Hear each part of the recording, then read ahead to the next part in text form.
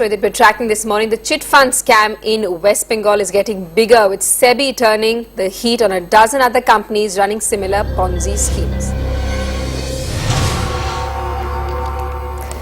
People are rushing to withdraw 20,000 crores invested in these companies. Market regulator SEBI has asked the government to look into operations of all these companies.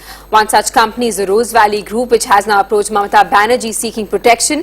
Its chairman Gautam Kundu wrote to the Chief Minister on the 23rd of April asking that the group had assets worth 10,000 crores that needed to be protected. He said that his depositors were not at risk. SEBI has been trying for years to shut down Rose Valley, but in vain. The market regulator also now has its eyes on MPS Greenery developers, but the local courts had stayed SEBI's orders.